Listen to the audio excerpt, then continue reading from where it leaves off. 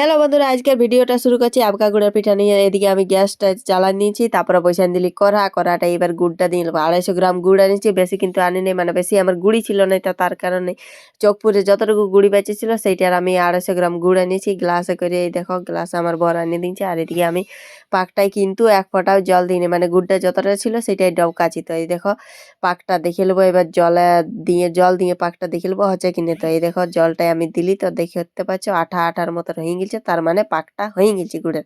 তো এবার গুড়ি দিয়ে আর ই করে দেবো। আর এইটা কিন্তু মানে আমার বেটা হোস্টেল যেতে হতো, তার কারণে বলি হোস্টেলে সবাইকে দিবে ছেলেলাকে।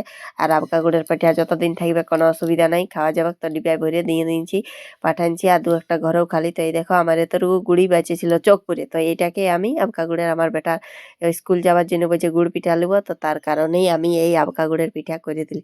তো চলো একে একে গুড়িটা দিয়ে দেবো, মানে হালকা হালকা করে দিতে হবে, কারণ বেশি গুড়ি একটা বেশি গুড় নাই। তো এই দেখো গুড়িটাই একে একে করে মানে গুড়ি দিয়ে দিয়ে একটুকু দিয়ে দিয়ে আর এটা সানতে হবে। তো এই দেখো আমার সানা হয়ে গেছে, একটু লোল লোলে রাখতে হবে না, এটা বেশি কিন্তু টাইট হয়ে গেলে পরে ফাটি ফাটি পিঠাটা যাবে। তো এই দেখো নরম নরম করা আছে, এবার কিন্তু এটা দিতেও ভালো হবে। তো চলো তোমাদের গুড় পিঠা কারা কারা মানে খেতে পছন্দ করো অবশ্যই কমেন্টে জানাবে। আর এই পিঠাটা অনেকই মানে সহজেই একটা রেসিপি, অনেক সবাই করে। তো সেটাই তোমাদের সাথে শেয়ার করলি মানে আর কি, যারা জানো নাই তারা শিখে নেবে। তো এদিকে আমি গ্যাসেই করছি, আর মানে বেশি নাই ওই জন্য গ্যাসটাই দিয়ে দিলি। আর এদিকে তেল আমি দিয়ে দিলি কড়াইয়ে তাইতে।